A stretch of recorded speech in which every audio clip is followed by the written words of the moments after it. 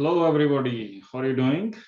I'm back with the new video and today I'm going to talk about very important companies. I think these companies have done very well over the years and they released their earnings. Two of them released their earnings this week and it was blowout earning, very strong performance. So these three companies I'm going to talk about are first is Advanced Micro Devices, second is Shopify, and third is a microcap. It's a very interesting company called CollPlant Biotechnologies.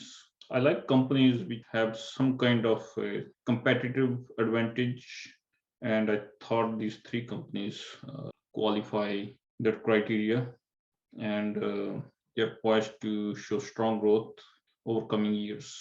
Due to pandemic, it changed a lot of consumer behaviors. We had a strong demand for digital platforms, which drove the growth for chips.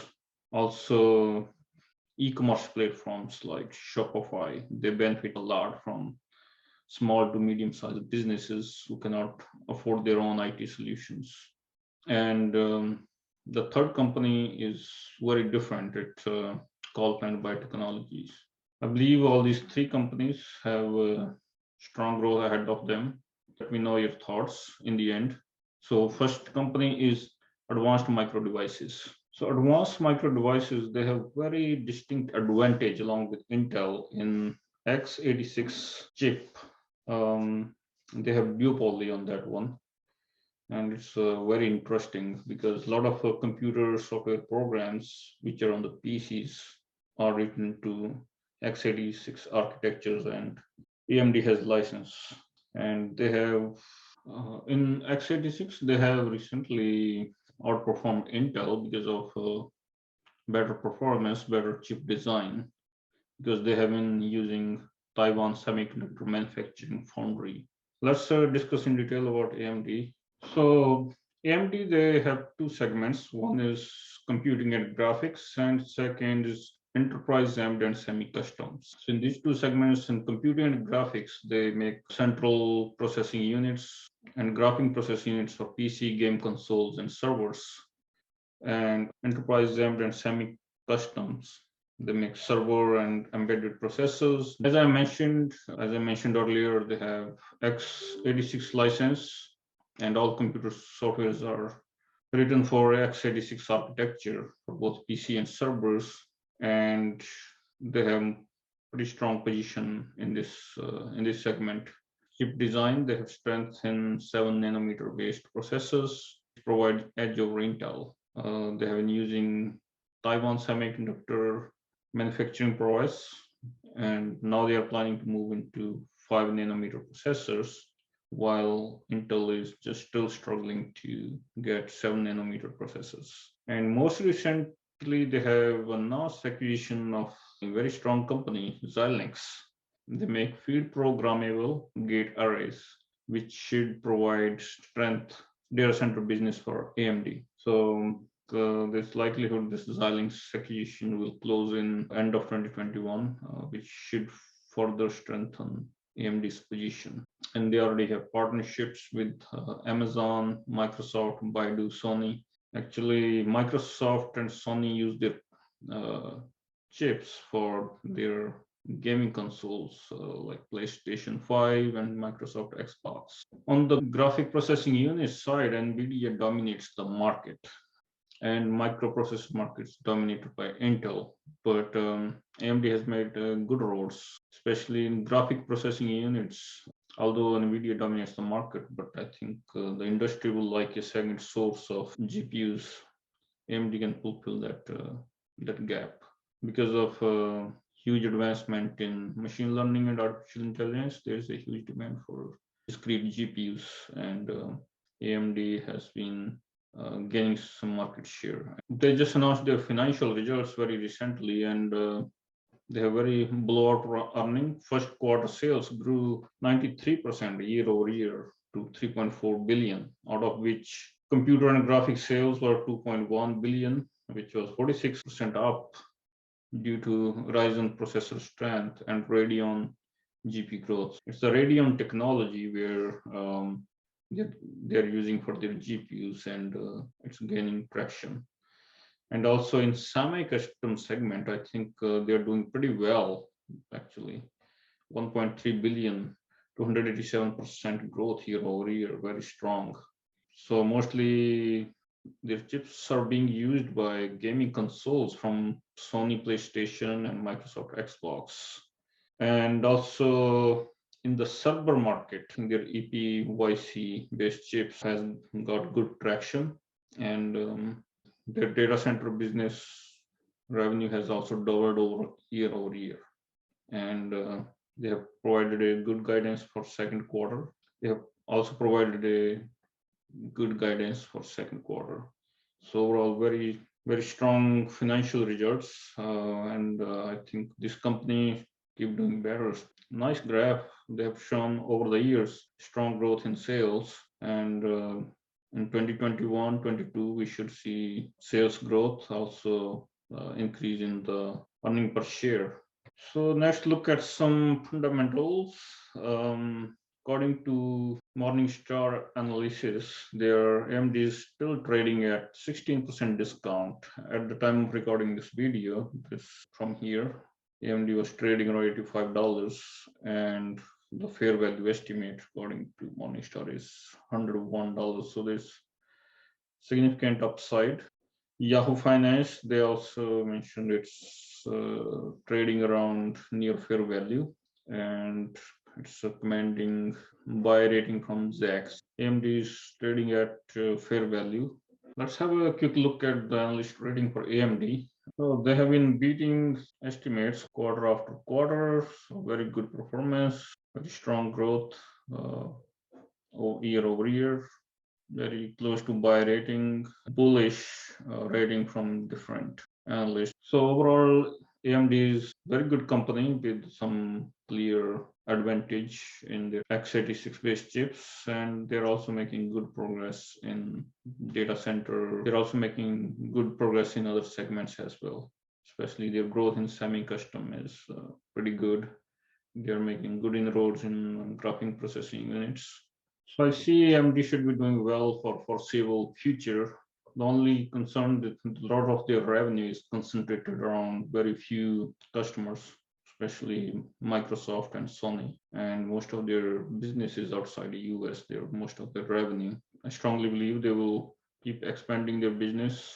The management is really good. Second company I'm going to talk about is Shopify. I think it's doing really well. It's a cloud-based e-commerce platform based in Canada, and they also have been showing very strong performance from last many years. And this week's earning report was below. They did tremendously well. Shopify also has benefited from pandemic because a lot of small to medium-sized enterprise merchants, they flock to their platform to sell their products. Shopify did a very strong growth over last 1 year. I think this pandemic also have changed the consumer behavior. I don't see it going away even after pandemic. So Shopify should continue to do well. They mostly enable small to medium size businesses because they cannot afford their own IT solutions. And Shopify dominates that niche. Basically, Shopify provides two types of solutions. One is subscription solution to use their platform. So there's a monthly subscription fee, or sometimes it's yearly or multi-year subscription fee. And second one is merchant solutions. Merchant solution means they provide services in inventory management, Shopify payments, Shopify capital, Shopify shipping. Majority of their revenue comes from merchant solutions and small amount from subscription model. So let's discuss in detail the Shopify business model and their business outlook. So Shopify is the largest cloud-based e-commerce platform, as I mentioned before, for small to medium-sized businesses. And their Shopify fulfillment network is kind of a complete turnkey solution for merchants. It's a one-stop solution for everything. The subscription solution until last year was 30% of their sale, and merchant solutions was 60% of their sale. As I mentioned, majority it wasn't until last year, so it might have changed. But most of this revenue is coming from actually Shopify payment system, but also from Shopify shipping, Shopify capital, referral fees, and point of sale hardware. For enterprise grade merchant, they also offer Shopify Plus, which is at very high cost, but these merchants grow in business, they can stay online on Shopify platform. According to market survey from eMarketer, the e-commerce sales should grow to increase to 893 trillion by 2022, which is 14.8% of retail spending. It should offer a massive growth opportunity for Shopify. Company's cloud-based platform is well positioned to address this growing needs of merchants. Some of the advantage which Shopify has because their platform. Normally merchants, the switching cost to change platform is high for small to medium sized business because they have to do everything all over again if they switch platform, which is time consuming. They lose the continuity and new software program. They have very different requirements, different touch points. So I think once some merchants are on Shopify, they will try to adapt to their platform. Very diverse customer base from one person startup to many large multinationals. Over the years, a lot of small businesses, they can grow into big businesses and they can be Shopify Plus customer with high subscription, which should also drive the revenue further. They have partnership with Walmart, Facebook, also Shopify platform. It promotes brand loyalty. What they do is they track merchant customer interaction. They also have integration of Alipay, Google Pay, Facebook Messenger, Instagram, Pinterest, eBay, and Amazon to get new merchant on their platform. And they also use search engine optimization referral system to add new merchants on their platform. So very good business model. Shopify has a very strong balance. As I mentioned, Shopify has a very good quarter. Their revenue of 989 million US dollars showed a 110% year-over-year growth, which was really good. Their subscription revenue grew 71% year over year, while merchant solution grew 137% year over year, and which is mostly driven by their Shopify payments. Their monthly recurring revenue grew 62% year over year to 90 million US dollars, which that clearly demonstrates Shopify's long-term earning power. As I mentioned, Shopify has a strong balance sheet with substantial net cash position and modest levels of gross debt. They have also good sales outlook for future. From over the years, see a very nice graph, very nice growth. Shopify's ranked hold rating on Zax.